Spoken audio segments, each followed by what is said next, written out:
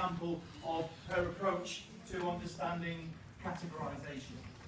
Now, I did sort of my PhD was on categorization. It's not something I've touched in my research in a long while, but it's still something of interest to me.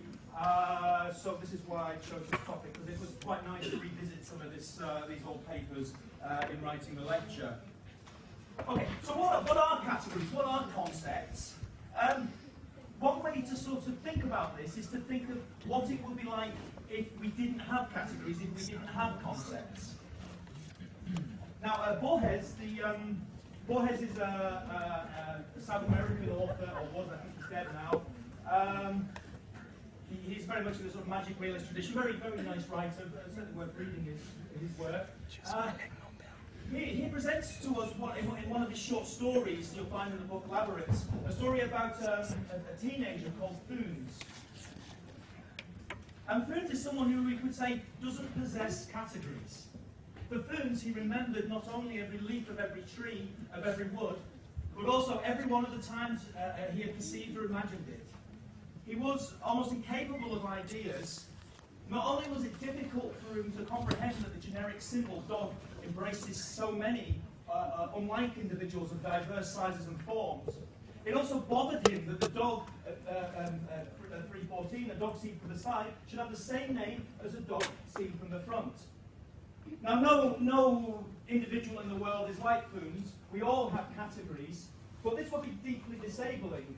Every single experience you would have would be a new experience.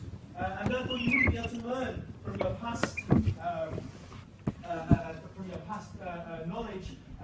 You wouldn't be able to apply it because each thing you'd see would be essentially new.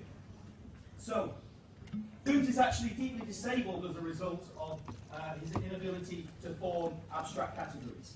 He can learn, but what he can learn is only applicable to specific instances of things he's seen from, and even from particular angles. Okay, so this is just a work of fiction. Nobody would have been found to have such an issue. So, what are categories? Well, categories are what is the point of them? Well, we have so much knowledge. We know so many things about the world. And we have to organise that knowledge. We can't just have an isolated set of facts. We need to organise what we know in a way that allows us to efficiently apply it so we can act and behave in the world in an efficient manner. Otherwise, we wouldn't live very long.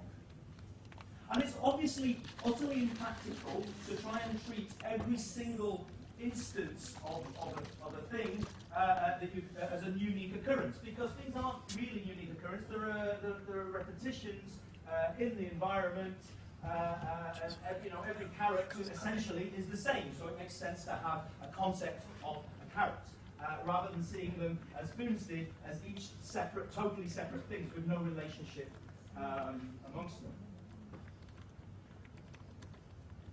If we didn't have these categories, we wouldn't be able to learn from previous encounters. We wouldn't be able to apply our knowledge of what we know about carrots when we're faced with a new one. We have to relearn that each over and over again. So every